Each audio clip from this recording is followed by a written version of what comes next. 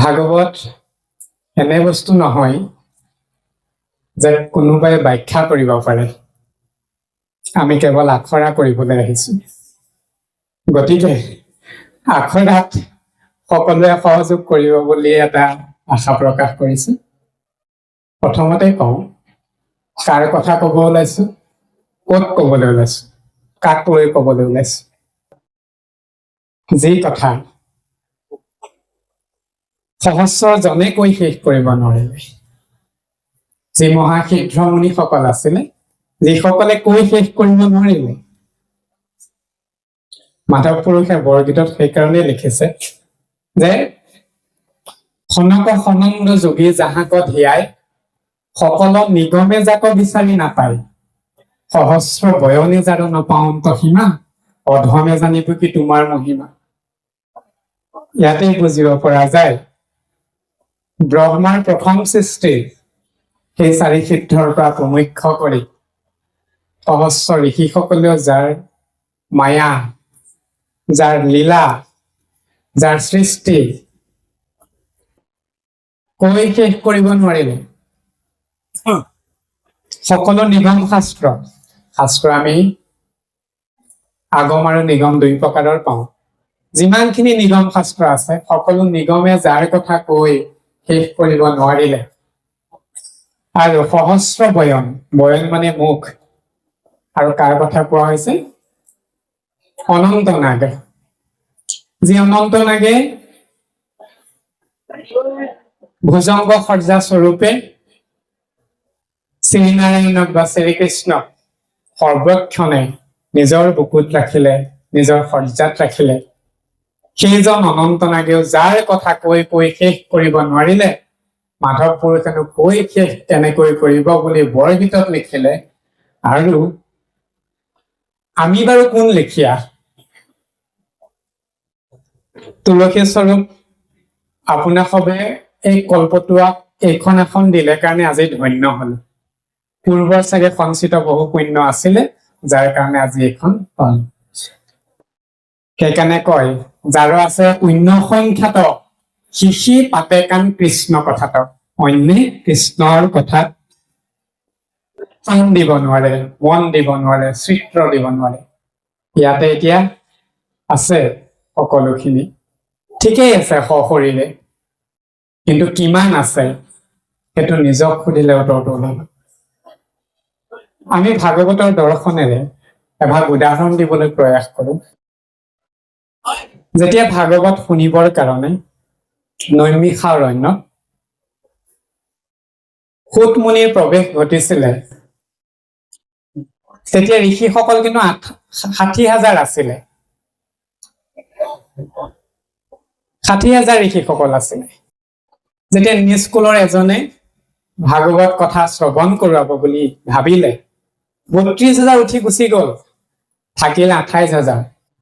সেই 28,000 ভাগৱত শ্ৰৱণ কৰিলে আৰু গতি লাভ কৰিলে। সেইকাৰণে কোৱা হয় 28 সহস্ৰ ঋষি বেদত প্ৰধান, বিষ্ণুৰ নৈমিষ ক্ষেত্ৰ মহাপুণ্য স্থান। এইখন আজি বিষ্ণুৰ নৈমিষা ক্ষেত্ৰ স্বৰূপ। মান্য কৰি সুতক পাতিলে সত্ৰ তথা, সৌনিক প্ৰমুখ্যে শুনে ভাগৱতৰ কথা। আপোনালোক সকলো সৌনিক, এজন সুত সৌনিক প্ৰমুখ্যে শুনে ভাগৱতৰ কথা। এতিয়া আমি নিজে নিজক এবাৰ সুধো আহক, যে ভাগৱত শ্ৰৱণ কৰিবলৈ আৰম্ভণি কৰোতেই ঋষিটো 60,000 আছিলে, 32,000 গুচি গল, 28,000 থাকিলে। যি ভাগৱত শ্ৰৱণ কৰিলে আৰু গতি লাভ কৰিলে। এতিয়া আমি নিজকে সুধি চাম, ইয়াত থকা এই 60,000 ভিতৰত আমি 32,000 কৰিম নে 28,000 কৰিম? 28 কৰিম। এতিয়া এই 28 ভিতৰত আমি কায় বাক্য মনচিতে গুৰুদেৱ নাম ভকতক একথাই কৰি স্বয়ং কৃষ্ণৰ বাণী শুনা, পঞ্চ ৰিপুক দমন কৰি, 10 ইন্দ্ৰিয়ক আশ্ৰয় কৰি, 24 তত্ত্বক জাগ্ৰত কৰি কেনেকৈ শ্ৰৱণ কৰিম, কেনেকৈ মনন কৰিম, কেনেকৈ আচৰণলৈ আনিম, তেতিয়াই হম সেই 28,000। যদি এই 28,000 হব পাৰিছো, তেন্তে হলে আমাৰ গতি সেই য'ত লিখিবলগীয়া আছে তাত লিপিবদ্ধ হৈ যাব। কয় নহয়, তুমি মোক ভাণ্ডা মই তোমাক ভাণ্ডো 14 সাক্ষীক ভান্দিব কোনো উপায়। ইয়াতে 14জন আছে নহয়, গতিকে আমি সিদ্ধান্ত লওঁ আহক আজি যে 28,000ত পৰিম নে 32,000ত পৰিম। প্ৰসংগক্ৰমে আৰম্ভণিতে আৰু এভাগ কথা প্ৰকাশ কৰো, তাৰ পাছলৈ পাঠলৈ যাম। আজি এই হৰি মন্দিৰ স্বৰূপ য'ত ভাগৱত স্থাপন হৈ আছে, হৰি মন্দিৰ স্বৰূপ আমি ইয়াত বলি দিওঁ আহক। ডাঙৰ প্ৰশ্ন, আমাৰ মুখেৰে কি প্ৰকাশ কৰিছো, আহক আজি এই অনুষ্ঠানৰ পৰা আমি বলি দি থৈ যাওঁ। আইসকল বাপসকল, আমি কৈছো যে এই অনুষ্ঠানৰ দ্বাৰা আহক আজি আমি বলি দি থৈ যাওঁ। সাধাৰণতে জনমানসত বলি বুলি কলে কি বুজো আমি, এই হংস ছাগল আদি কাটি যি শিৰচ্ছেদ কৰা যায় সেয়াই বলি, নহয় জানো? আচৰিত হোৱা নাই নে? হৰি মন্দিৰ য'ত তেজৰ য'ত ৰক্তৰ দূৰ দূৰণিলৈকে কোনো সম্বন্ধ নাই, আজি অনুষ্ঠানত এই বাপজনাই কৈছে বলি দিওঁ আহক। প্ৰশ্ন উদয় হোৱা নাই নে? আমি কব প্ৰয়াস কৰিম যে বলি দিওঁ আহক বুলি। বলি বুলি কলে এতিয়া কাক বুজে? চমুকৈ যদি প্ৰকাশ কৰিবলৈ প্ৰয়াস কৰো, মই এভাগ অনুৰোধ জনাম, যিসকল আহাৰ লবলৈ গৈছে তেওঁলোকেও আহাৰ লোৱা সময়ত বা এতিয়া আহাৰ হস্তে মুখমণ্ডলৈ নি আমাৰ কৰ্ণস্থলীলৈ নিয়ক। কৰ্ণে ঈশ্বৰৰ কথা ইয়াত যি চৰ্চা হৈছে সেয়া শ্ৰৱণ কৰক, সেয়া তেতিয়া অমৃত হব। যদি কাম্য কথা আলোচনা কৰি আহাৰ লৈ আছে এতিয়া, তেতিয়াহ'লে কয় নহয় অমৃতত এটোপাল বিষ পৰিলে যিটো হয় তেনেকুৱা যাতে নহয়। আমি বলি দিয়াৰ কথা কৈছো ইয়াত আজি, আৰু সকলোৱে দিব লাগিব। বলি বুলি কলে আমি হংস ছাগল আদিকে বলি দিয়াক বুজাও। আমি প্ৰথমতে চাওঁ, শ্ৰীকৃষ্ণ বা শ্ৰীনাৰায়ণে যেতিয়া সৃষ্টি চক্ৰ আৰম্ভ কৰিম বুলি মানস কৰিলে, বাওঁ বাহুৰ পৰা মায়াক সৃষ্টি কৰিলে, মায়াক আদেশ দিলে যে তুমি সকলোখিনি মায়াই আবৃত্ত কৰা।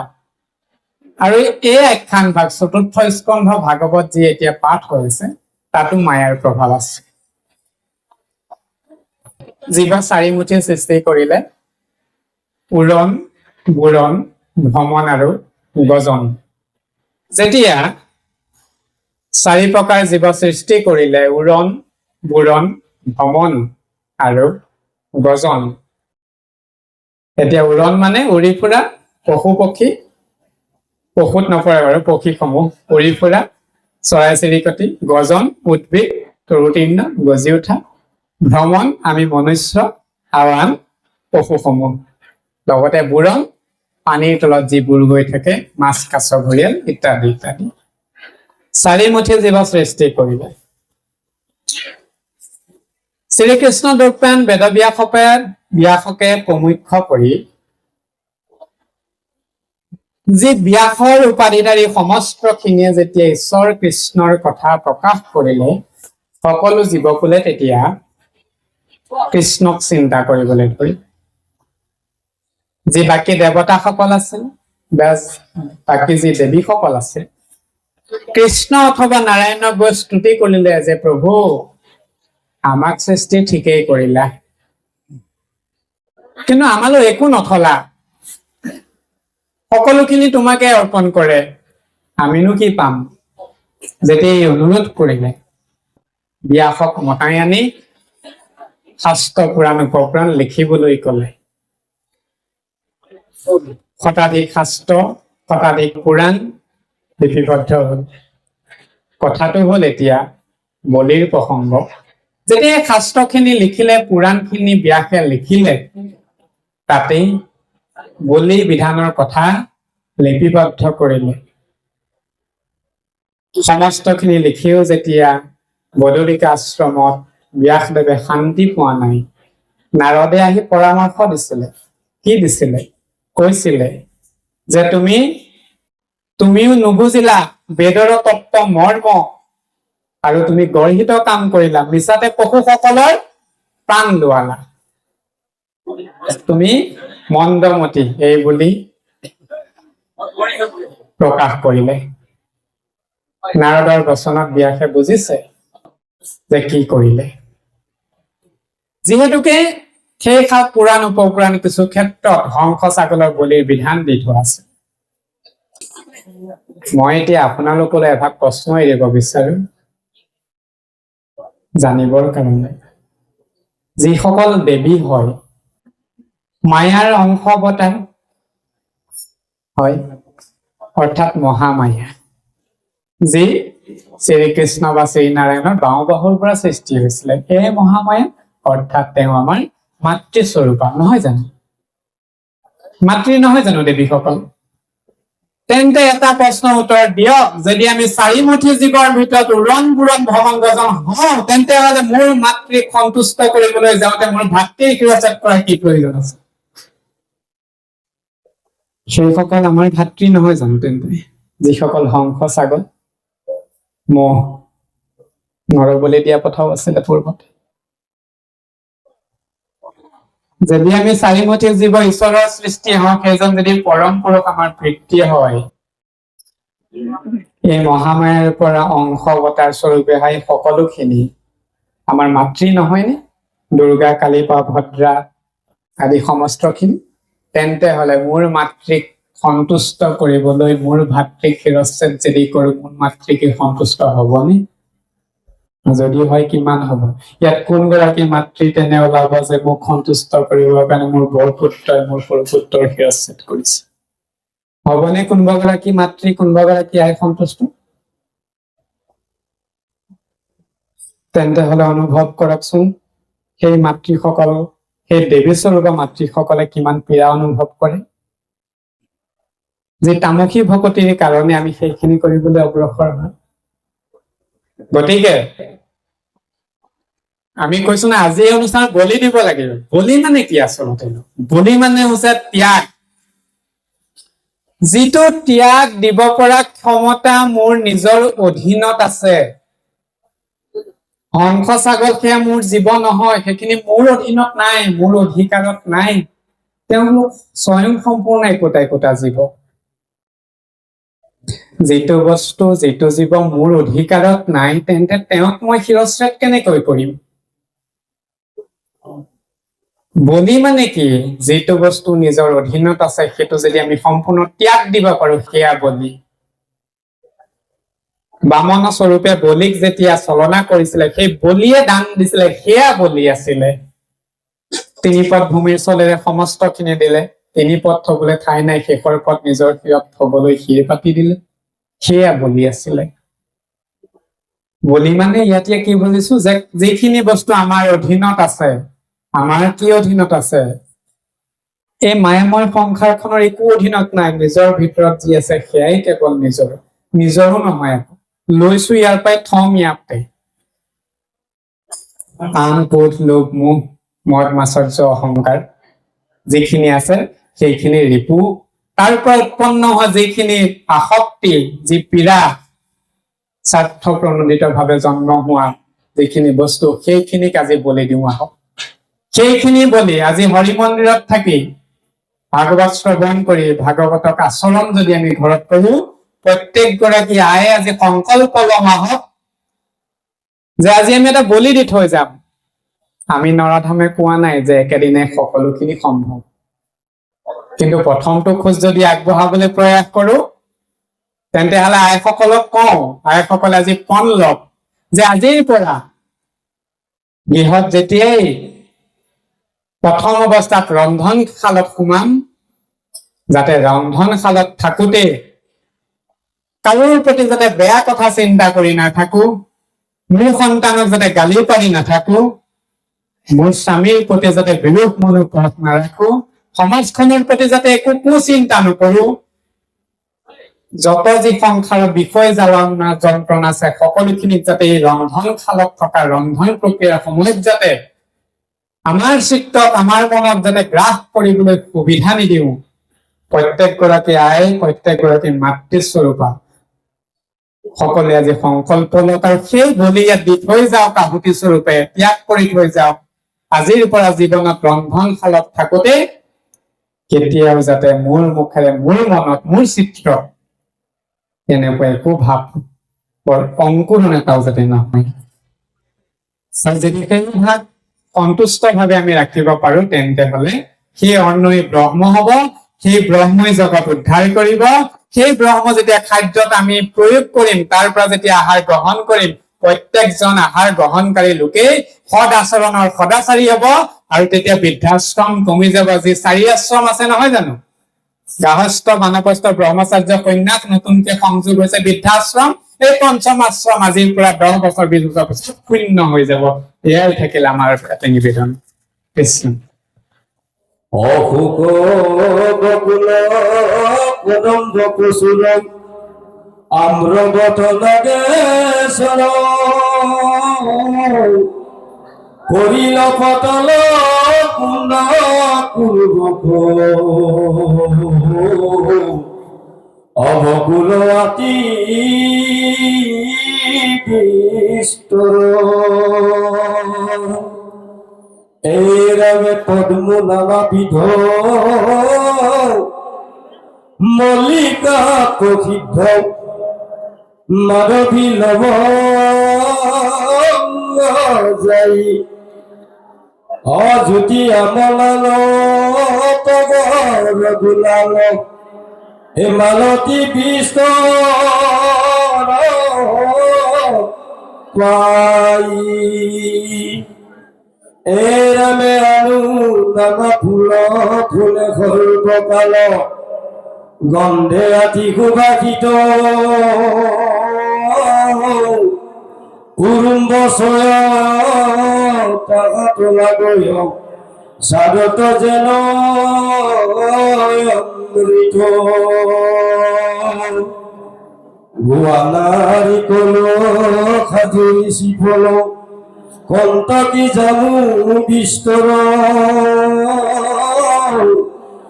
বত বিখসয় আছস্তু আছু ইখু বিখনি অন্তৰ এই ৰামে আনু বিখসয় গিৰিত আছয় অফলে ফুলে যাতিস্কাৰ দিঘি সৰু বৰ তৰাত বিস্তৰ কমলতাত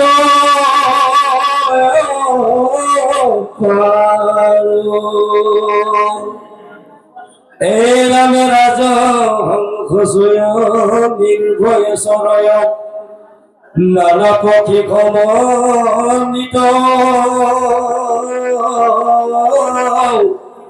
হংস চক্র বাক ঘুরে যাকে যাকে দেখি আতি কুভিত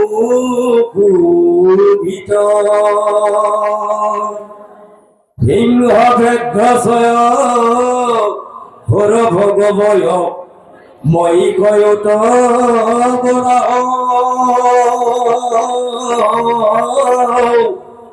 বালুক বানৰ হৰিণ বিস্তৰ কাৰো কাকো নাগিত্ৰাহ গন্ধক গন্ধৰ্ভ কন্ত ৰাঘৱ হৰভ সহাসিত নিগ জাতি আৰ অন্য হবে ফুললিত ৰামে শুনিতে কুন্দ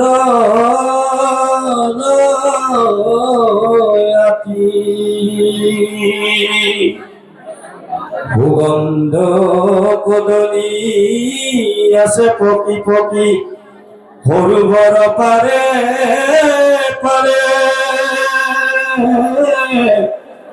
তাৰ গন্ধ চৌভিতি বহয় আমোদে ক্ষুধা নিবারে ওরা কৈলাস কবেরি ফুরন্ত জাহ্নবী পবিত্র করি খাকে আর ক্ষতির লগত কইলা গণজত ক্রিয়াটা তেজাকে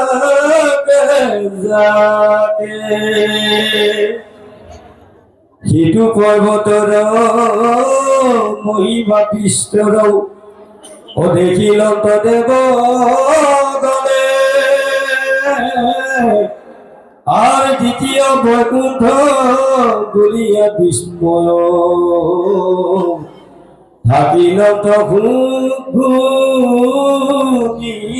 মনে এরামে কোনো দেবগণ করিলা গমন হুয়া মহায়ানিত আরামে প্রথম কেতাত নগরক পাইল অলকা নামে বিদিত তাত একথা আছে বিদ্যমান ভূগণ্ড পঙ্কজ নাম মহল নগর গঙ্গা ঘরে ঘর ওলাইকে তার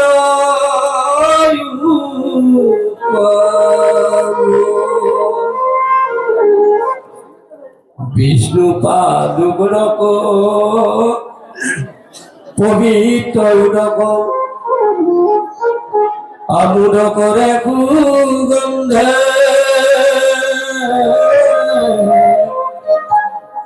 আর দেব কন্যা গণে নিজ স্বামী ঘুমে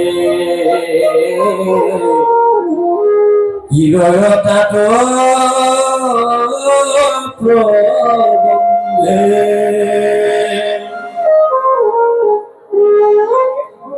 কন্যা নজর স্বামী কহিংস মরণে ভূয়াবি বল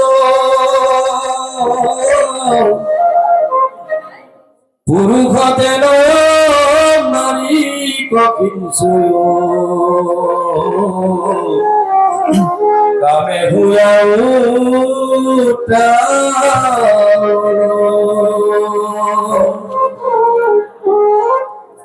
সিধু নদী দুই তীরত প্রকাশে অনেক হট্র বিমানে আর দেখি চমৎকার মহিময় পার অনেক দূর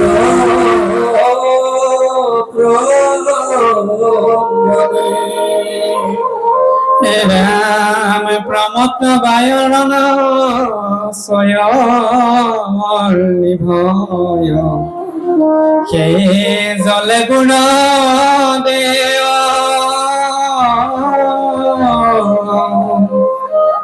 খুন্দে জল ভরি পিয়া হস্তিনী কত কত খেদিনে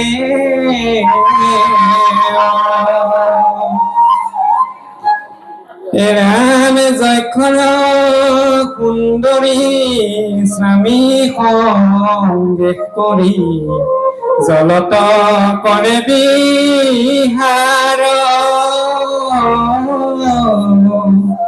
যেন আকাশত সজল মেঘত বিদ্যুত কৰে সংসাৰ নগৰী কুবেৰ পুৰী চিৰখ দেবে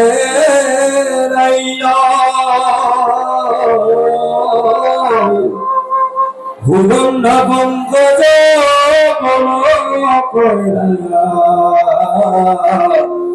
হৰৰ বিল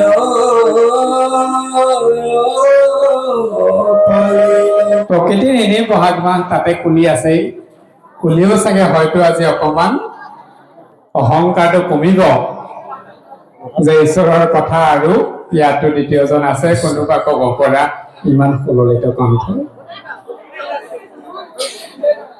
কাষত আমাৰ নিকটতে বহি থকা যি আমাৰ বাংশী বদন বাপজনা তেখেতো কম নহয় শুনতে বোলে সুৱগা চৰালে গতিকে তেখেতকো নমন কৰিলো এই দুলৰি ভাগত মহাদেৱক ওচৰলৈ যাওঁতে দেৱগণসকলে দেখা প্ৰকৃতিৰ এটা মনোৰম দৃশ্যৰ বৰ্ণনা প্ৰকাশ কৰিছে ইয়াত যদি ক'বলৈ বিচৰা যায় ইয়াৰ পৰা আমাৰ শিকিবলগীয়া সেইটো বস্তু আছে ইয়াত আমাক কৈছে প্ৰকৃতিখনত য'ত নেকি সিংহ বাঘ একে ঠাইত আছে ভালুক একে ঠাইত আছে একে ঠাইত হৰিণো আছে একে ঠাইত মৌৰা চৰাই একে ঠাইত আন হিংসক যি মাংসহাৰী সেই জীৱকুলো আছে প্ৰকৃতিৰ আন আন তৰুতীৰ্ণখিনিও আছে বিভিন্ন ফুলৰ বৰ্ণনা দিছে কোন কোন ফুল আছে কি ফুলে সুগন্ধ বিলাই আছে সেইসমূহ দেখি দেৱতাসকল আচৰিত হৈছে অনুভৱ কৰিছে যে ইয়েই দ্বিতীয় বৈকুণ্ঠ কৰি ইয়াৰ পৰা আমাৰ শিকিবলগীয়া বস্তু এটা আছে আমি আমাৰ প্ৰকৃতিখনক বৈকুণ্ঠলৈ ৰূপান্তৰিত কেনেকৈ কৰিম আমি আমাৰ সমাজখনক কেনেকৈ বৈকুণ্ঠলৈ ৰূপান্তৰিত কৰিম আপুনি মই সদায় হয়তো হৰিণ আৰু বাঘ দেখা নাপাম একেলগে কোৱাটো দুষ্প্ৰাপ্য কিন্তু যদি সহজ এটা উদাহৰণ ইয়াৰ আশ্ৰয় দিবলৈ চাওঁ নেমু টেঙা জোপালে চাবচোন কাঁইটেৰে ভৰা ফলো দিয়ে আকৌ টেঙা ওচৰতে কলপুলি এটা ওলাই আছে কলপুলিটো ওলাই আহি আছে নেমু টেঙা গছজোপাৰ ওচৰতে আছে কলপুলিটো যেতিয়া ওলাই আহিছে নেমু টেঙাৰ কাঁইটে কলপুলিটো বিন্ধিবলৈ যোৱা নাই অথচ তাৰ গাত কাঁইটেৰে ভৰি আছে কলপুলিটোৱে নিজৰ পথেৰে গৈ আছে সময়ত সি নিজেই ফল দিব পৰা সময় হৈছে ফল দিছে সেই ফল যেতিয়া পূৰঠ হৈছে পশু পক্ষী আহি সেই ফল ভক্ষণ কৰিছে জিৰাইছে ককুত নেমু টেঙা জোপাত তেতিয়াও নেমু টেঙা জোপাই হোৱা নাই ফল খাইছ তাৰ জিৰাইছ মোৰ তাত বিস্তাৰ এৰিছ মোৰ গাত তথাপিতো বোলে বিন্ধিব যোৱা নাই ঠিক একেদৰে খোচাটো যেতিয়া ফল ওলাই আছে পকিলে ফলৰ গোন্ধ ওলাই বৰ সুগন্ধ ওলাই সেই সুগন্ধ দেখিও কিন্তু হিংসা কৰা নাই নেমু টেঙা জোপাই যে মোৰ কাষতে আছো আৰু ইমান সুগন্ধ বিলাই আছো তথাপিতো নেমু টেঙা জোপাৰ ভুলেৰে কাঁইটেৰে গৈ কল পকা কল কেইটাক বিন্ধিবলৈ যোৱা নাই এতিয়া আমি প্ৰকৃতিখনক কেনেকৈ দ্বিতীয় বৈকুণ্ঠ কৰিম সেই তাৰ পৰাই আমি শিকোৱা হওকচোন যদি আমাৰ মাজত কাম ক্ৰোধ লোভ মোহ মদ মাৎসৰ্য এই অহংকাৰবোৰ আমাৰ ৰিপুবোৰ আছে ইয়াক আমি কেনেকৈ দমন কৰো আৰু আমাৰ কাষতে যি উদ্ভাসিত হৈ প্ৰফুল্লিত হৈ সুগন্ধ বিলাইছে নিজৰ প্ৰতিভাৰে প্ৰস্ফুটিত হৈছে প্ৰতিভাৰে জগত বিস্তাৰ কৰিছে সৌন্দৰ্যৰে তেওঁক আমি বাধা নিদিয়াকৈ তেওঁক কেনেকৈ আগুৱাই যাবলৈ দিম যিদৰে নেমু টেঙা জোপাই নিজৰ পক্ষীৰ বিস্তাৰ গ্ৰহণ কৰিও নীৰৱে থাকি আশ্ৰয় দিছে তেন্তে হলে আমিও নিজৰ মাজতে সেইখিনি সংশোধন আৰু উত্তৰণ আনোৱা হওক যে পৰনিন্দা পৰ উন্নতিত যাতে বিঘিনি নজন্মাও পৰ অহিত যাতে চিন্তা নকৰো নেমু টেঙা জোপাৰ দৰে যাতে নিজক কৰিব পাৰো যাতে সেই আমাৰ মাজতে থকা আমাৰ নিকটৱৰ্তী ওচৰতে থকা সেই কলজোপা আগুৱাই যাব পাৰে আৰু সেই কলৰ সদৃশ যাতে নম্ৰতা ধৈৰ্যতা বিনম্ৰতা এইখিনি যাতে আমাৰ মাজলৈ আনিব পাৰো। এই প্ৰকৃতি বৰ্ণনা ইয়াত কৈলাশত দিছে। যি কৈলাশৰ প্ৰকৃতি বৰ্ণনা দেখি দেৱসকলে দ্বিতীয় বৈকুণ্ঠ ফুৰিবলৈ স্বীকাৰ কৰিছে। এই তত্ত্বৰ পৰা তেন্তে আমি সেইভাগে তত্ত্ব আজি আমি আমাৰ মাজলৈ গ্ৰহণ কৰোৱা হওক, ইয়াকে আমি নিবেদন কৰিলো। কৃষ্ণ।